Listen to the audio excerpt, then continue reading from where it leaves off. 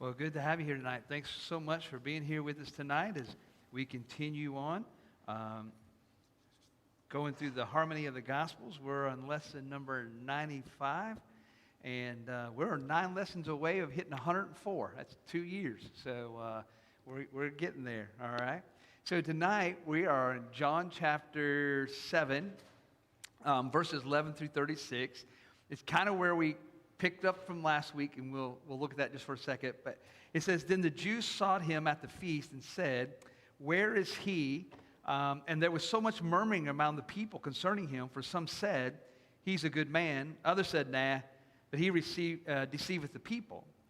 Howbeit, no man spake openly of him for fear of the Jews. Now, about in the midst of the feast of Jesus, went up into the temple and taught, and the Jews marveled, saying, How knoweth this man letters, having never learned? And Jesus answered them and said, My doctrine is not mine, but his that sent me. If any man will do his will, he shall know of this doctrine, whether it be God or whether I speak of myself. He that speaketh of himself seeketh his own glory. But he that seeketh his glory and that sent him, the same is true, and no unrighteousness is in him. Did not Moses give you the law, and yet none of you keepeth the law? Why go ye about to kill me? The people answered and said, Thou hast a devil. Who goeth about to kill thee? Jesus answered and said to them, I have done one work, and you shall all marvel. Moses therefore gave unto you circumcision, not because it was of Moses, but of the fathers. And ye on the Sabbath day circumcise a man. Now if a man on the Sabbath day receives circumcision, and the law of Moses should not be broken, are you angry at me because I have made a man every whit whole on the Sabbath day? Judge not according to the appearance, but judge righteous judgment. Then said some of them of Jerusalem, Is this not he whom they seek to kill? But lo, he speaketh boldly, and they say nothing unto him. Do the rulers know indeed that this is the very Christ? Howbeit we know this man whence he is, but when Christ cometh, no man knoweth whence he is. And then cried Jesus in the temple as he taught, saying, You both know me, and you know whence I am, and I have not come of myself, but he that sent me is true, whom you know not, but I know him, for I am from him, and he has sent me.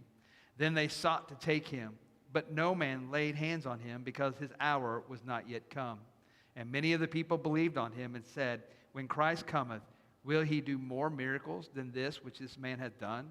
The Pharisees heard that the people murmured such things concerning him. And the Pharisees and the chief priests sent officers to take him. Then said Jesus unto them, Yet a little while I'm with you, and then I will go unto him that sent me. Ye shall seek me, and you shall not find me. And where I am, thither you cannot come. Then said the Jews among themselves, Whither he go, that we shall not find him? Will he go into the dispersed among the Gentiles, and teach the Gentiles? What manner of saying is this that he said, You shall seek me, and shall not find me, and where I am, thither you cannot come? So, we're going to pick up from the story when Jesus was heading into Jerusalem. If you'll remember last week, his brothers encouraged him to go then, and he said no because his hour had not come, his time had not come. And so we see this once again, Jesus mentioning in this time. And it was a time of celebrating the Feast of the Tabernacle, so everybody was there, and the brothers really wanted him to go to show off his glory. And Jesus said, No, you guys can go. There's nothing stopping you, but I am going to stay back. So that's where we've left off, and now we come that Jesus has arrived, right? He has arrived, and so we talk about the search. So on the first one, the Jews were expecting Jesus' arrival to coincide with the feast. Now, why would the Jews be expecting Jesus to come? Well, we mentioned it last week. Back in the Old Testament, all males had to appear at the feast. And if they're not, then I don't know exactly what they do, chase them down, but they know that they're supposed to. And so they're expecting Jesus to show up because he is a Jew, it is a feast, and it's required of all males. Number one, the reference to the Jews would most likely include the Pharisees, scribes, and chief priests. So the Pharisees, the scribes, and the chief priests. Those are the religious group entities that's going to stand against Christ. They're the ones who want him to go. So when it talks about the Jews that were searching for him or wanting to know where he's at, this is they. But we also have another group. It says, as they sought him, they began to ask residents, and those would be those who've come to celebration to where they might have seen him, right? So they're asking the residents, right? The residents of the people there, and said, hey, you've come to celebrate, and so have you seen him? Have you seen this man called Jesus? And number three, we find out that there's the search that brought the people into a murmuring conversation among one another on the mission of Jesus. So as they asked the residents, people who live there, have you seen Jesus? And those who've come to celebrate, have you seen Jesus? They say no. But they begin to talk with one another. They begin to murmur and begin to explain some things amongst each other. And so this happens. And so what we find is that we notice that the people who were murmuring were divided. They were divided on who they thought Jesus was and what he would be doing among them. And so as we see this division, you'll notice in the next blanks that some thought he was a good man. So there were some of these residents or the people who come to celebrate who knew of Jesus said, yes, he's a good man. We know about him, and they're murmuring around themselves. So, some will say, yeah, I think he's a good man. He's doing a lot of good things. But there was others who thought he was deceiving people. But even though that they had a thought among themselves of what they thought about Jesus, they never said anything aloud because they were afraid that the Jews, those Jewish leaders, would then pounce on them. And so they're not really willing to speak up. And so I thought about this. Although he was good, why would they follow a good man? I mean, if he was good, why were they following him? If he was deceiving people, what was his purpose? You see, those are the type of questions they should have asked themselves, or somebody should have asked. If you think he's a good man, why are you following him? Or if you think he's a deceiver, what do you think his purpose is? And just to see what they would have to say. Well, then we go to his authority. So as they are looking for Jesus, here we have Jesus, we find is going to the temple, right? So Jesus enters the temple to begin teaching, right? That's his main goal, to go back into the temple to preach or teach the people. Number one, the first time Jesus entered the temple, he cleansed it. He cleansed it in John chapter 2. If you'll remember, he entered into the temple. He found the money changers. He found those who were selling the animals for a sacrifice at an exuberant amount of money. And Jesus begins to take a whip, and he begins to chase them all out. And there was chaos that were happening. And so the first time he went into the temple, he cleansed it. Now, this time, he's not going to be casting out money changers. He's actually going to teach the people. And what many people cannot understand is this.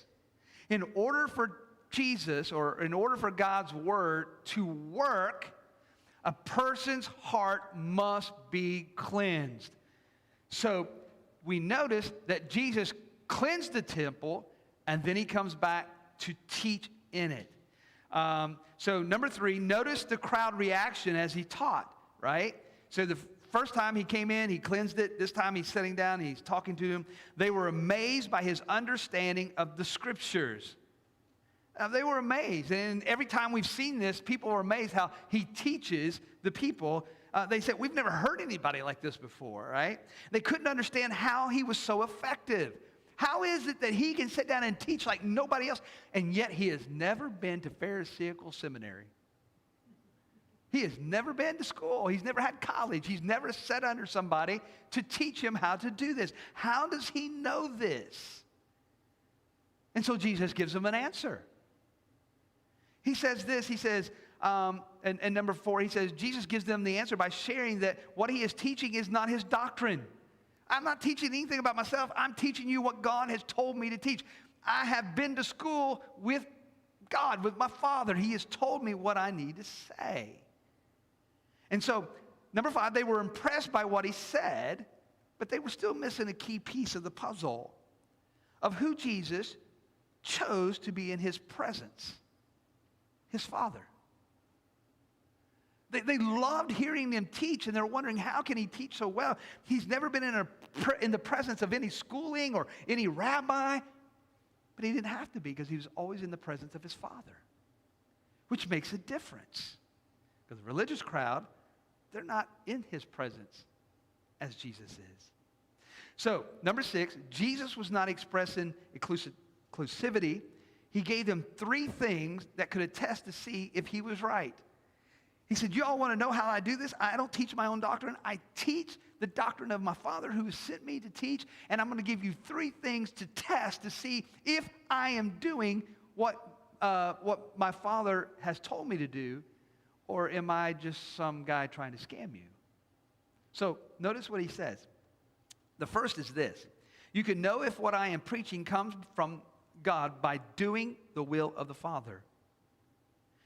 So, he said that if any man does the will of the Father, they can see this doctrine too.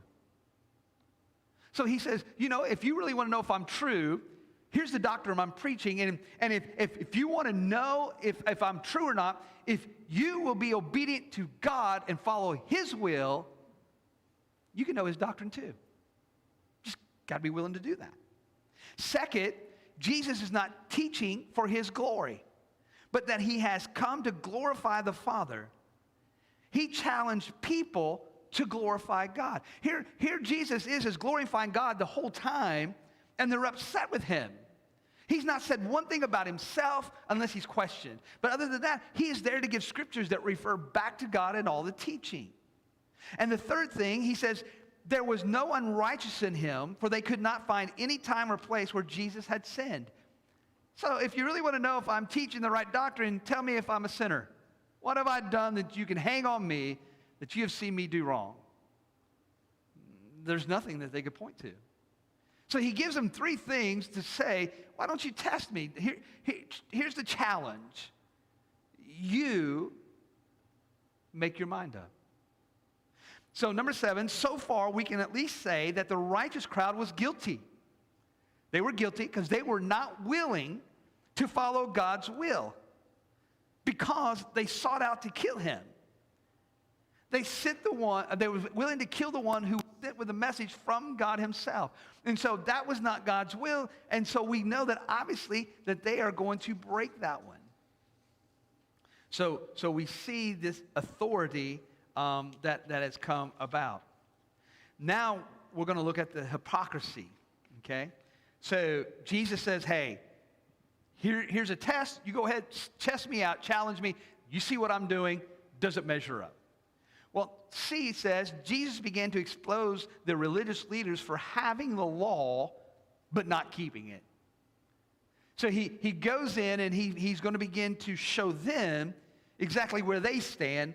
And so it starts with the law, in which we'll see. So, number 1, Jesus brings the law of Moses into the conversation to address 2 things. There's 2 things that he's going to address with the law of Moses to see where they stand and see how they react. The first one there is, they have the law, but they do not keep it. They have the law, but they just don't keep it. And number 2, they have the law, and cannot recognize God's will. So, having the law, they were not able to discern who Jesus was. Because they have the law and they do not obey it. Jesus asked them, then why are you going about to kill me?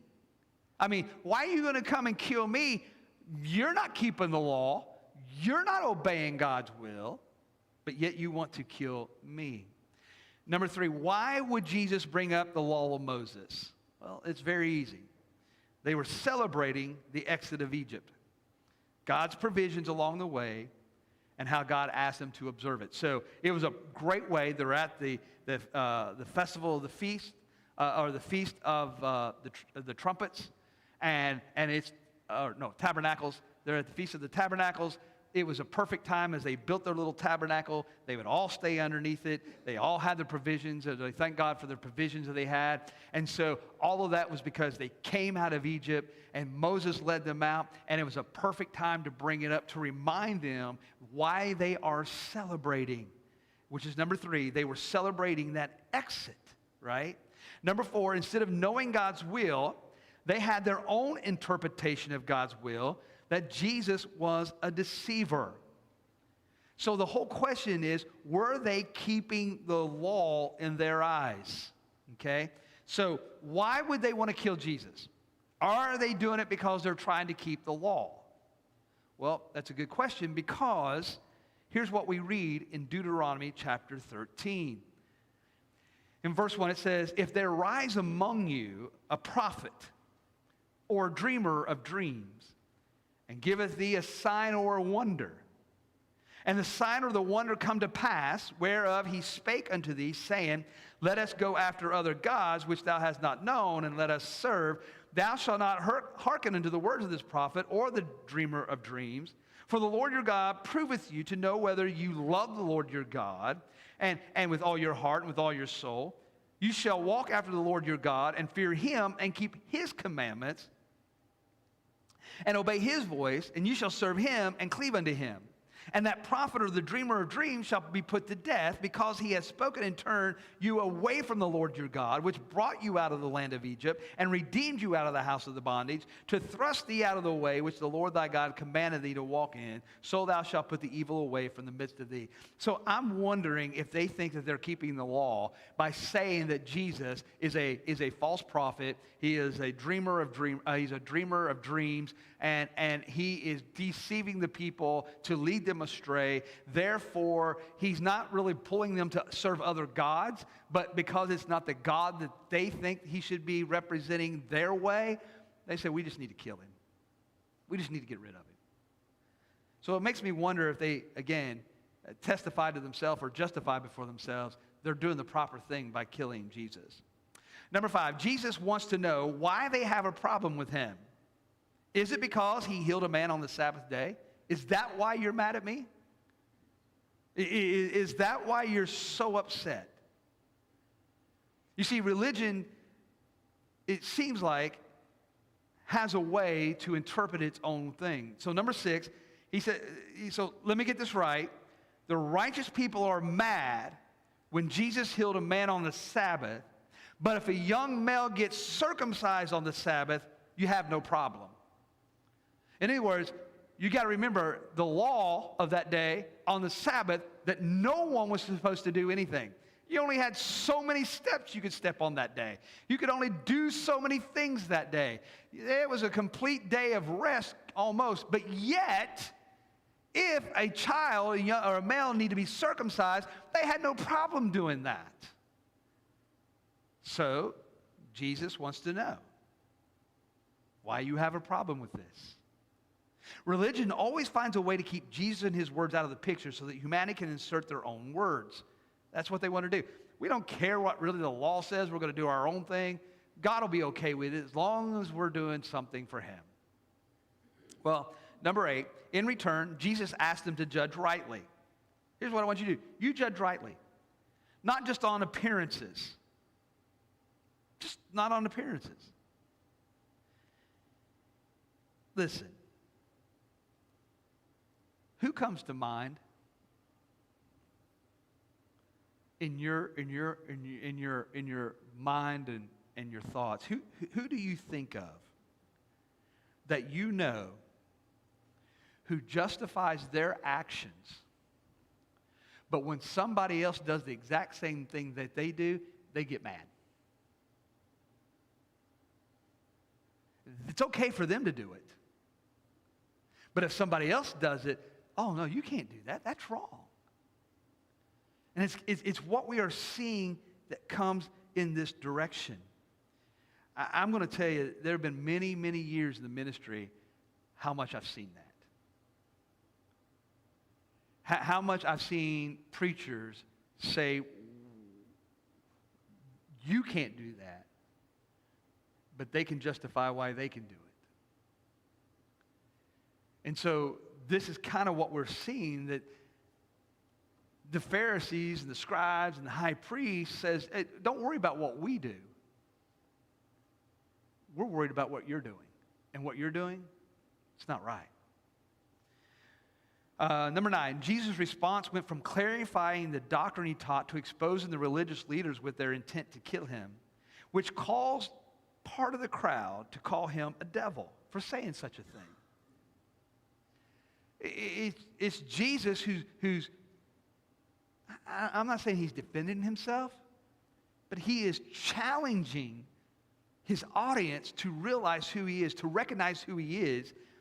And yet when he says, why do you want to kill me?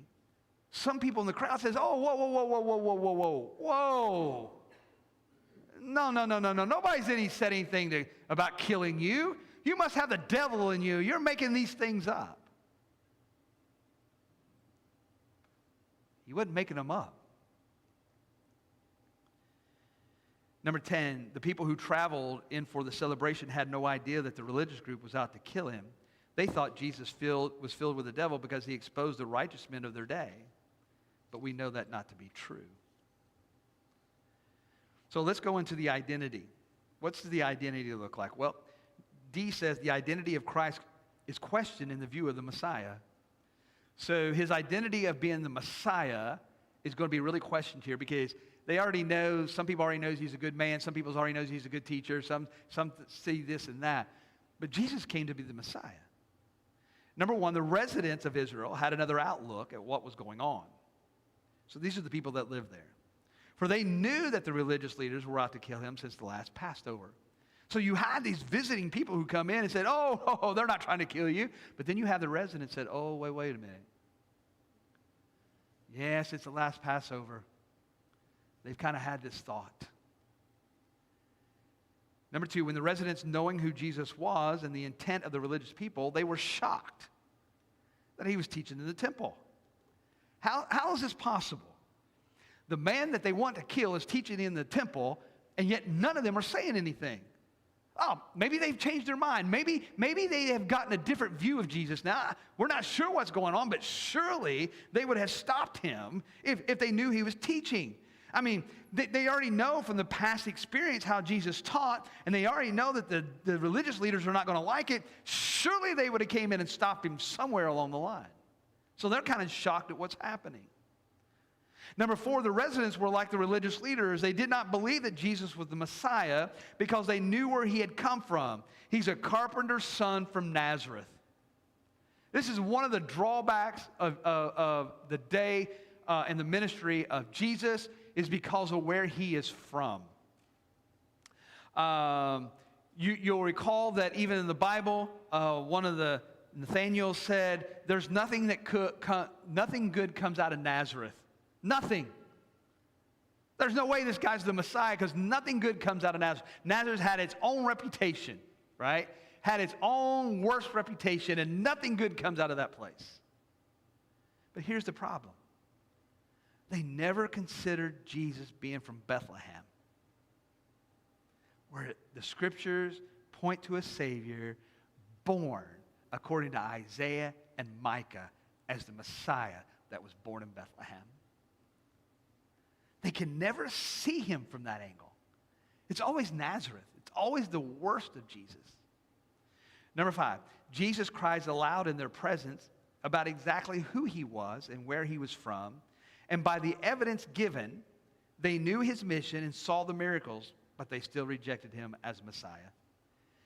He says, listen, I'm not going to, I know what you think about me. You think you know where I'm from. You think you know what I'm doing. But you should look at me differently. Look from where I say I came from. Look who I'm representing. And look at the mission or the miracles that has been performed. These are the things that you should be looking at. So if they would be looking at him from the Son of God from heaven, if they would say that, yeah, he's the man who's causing all these miracles, this is why he can teach so well, is because he's been taught by the Father God, they would have saw him differently. but they couldn't see him from there. Number 7, Jesus tells the people that they are correct. They don't know him because they don't know the Father. Yeah, you're right.